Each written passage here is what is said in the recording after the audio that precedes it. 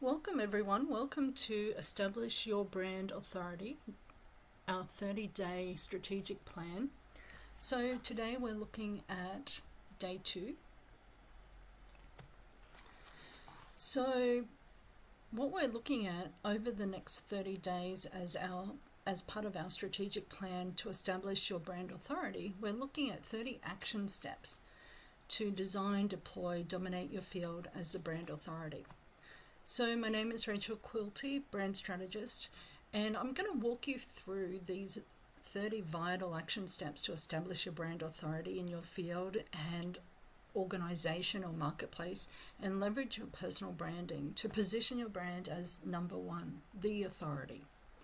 So by way of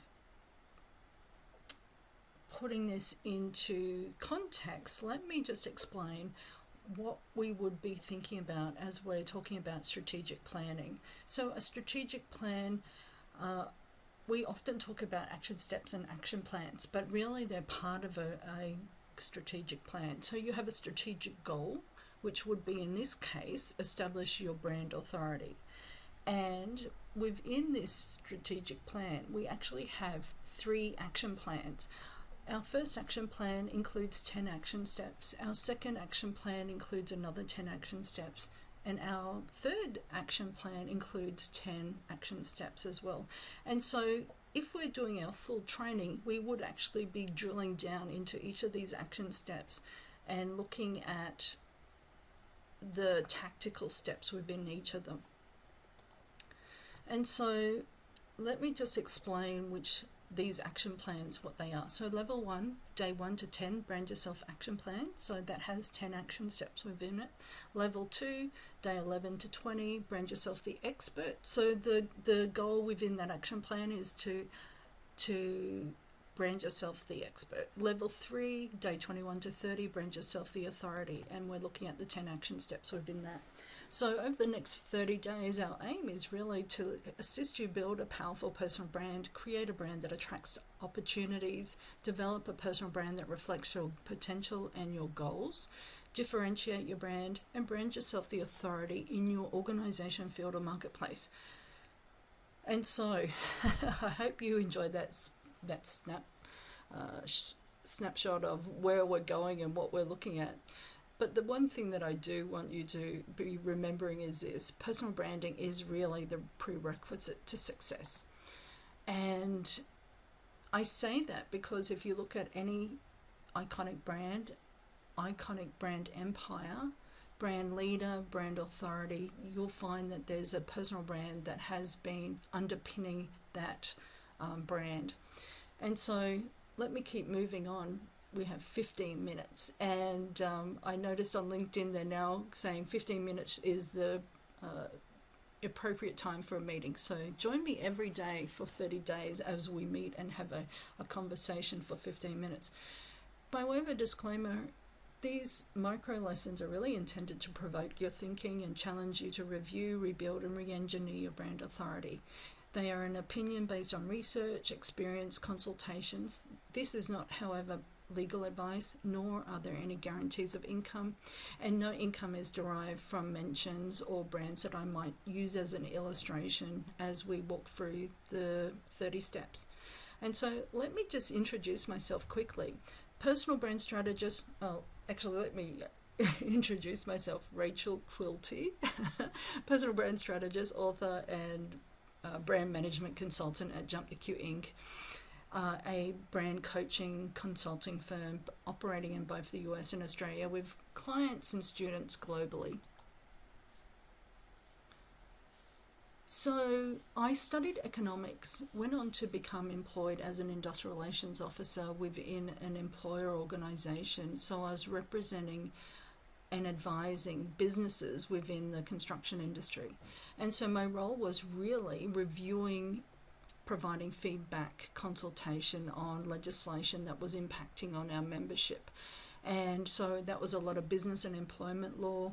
At the time, there was just, a raft, and there was an incredible amount of new legislation being introduced. So my role was very quite intense. And my role was really advisory insofar as disseminating the legal information, the employment legislation, and then assisting with developing and drafting policies, procedures, company policies, management systems, helping our contractors implement these procedures so that they can comply with the legislation and the regulations that existed.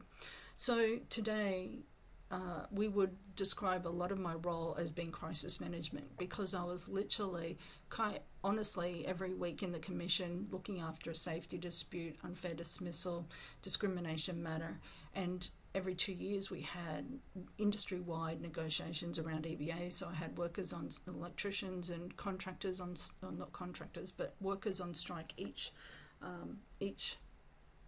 2 years for weeks at a time, and obviously I was in the commission advocating for their return to work. More recently, I've been studying filmmaking and qualified as a director and filmmaker. I've been working on several short films, interviews, as well as documentaries, which has been a great skill set. We've been filming clients for over 10 years now, so it's been great to be able to go have that more commercial, professional level of skill and be able to capture our clients and our students' brand stories and show reels insofar as interviews and documentaries and brand content and brand communication plans. We've been able to add, extraordinary digital content to that. So let's keep moving forward as we look at level 1, Brand Yourself Action Plan. So this is our first action plan, and it's really providing a solid understanding of what steps are needed to build a significant and successful brand. And I think it's important when we're talking about establishing your brand authority that we distinguish what is authority. So somebody with authority has the confident quality of someone who knows a lot about something or is respected or obeyed by other people. Someone with authority has command, control, dominion, jurisdiction, power, and sway. There are 3 types of legitimate authority. They are traditional, rational, legal, and charismatic. And so we're talking more about charismatic. Charismatic authority is that authority which is derived from the leader's claim to a higher power and inspiration that is supported by his or her followers. When we respect somebody, we give them power and authority. Authorities who know more about a topic than other people are called experts, hence our level 2 training program.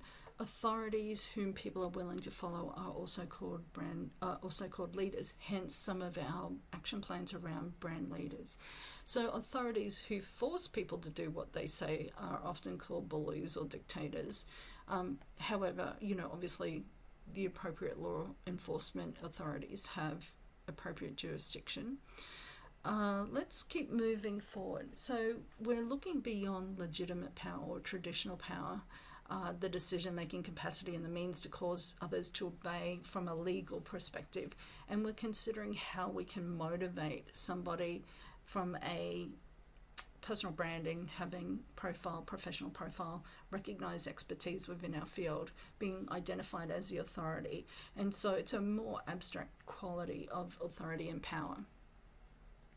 And there's going to be people that may be a little bit more academic, and they might go, well, there's a difference, Rachel, between power and authority. And yes, there is.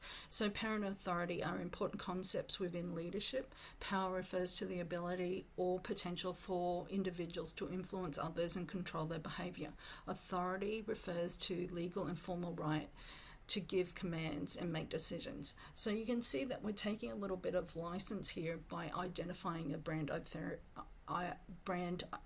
authority, which, if you wanted to be really legalistic around the definitions, we would possibly call brand power. However, like I said, the one thing I really want you to remember is this: personal branding is the prerequisite to success. And one of the best resources we can provide you is our complimentary brand journal and workbook, and it contains within it a brand authority audit, personal branding audit, and you can grab that resource from brandyourselfblueprint.com. And it's really important if you're a contrarian.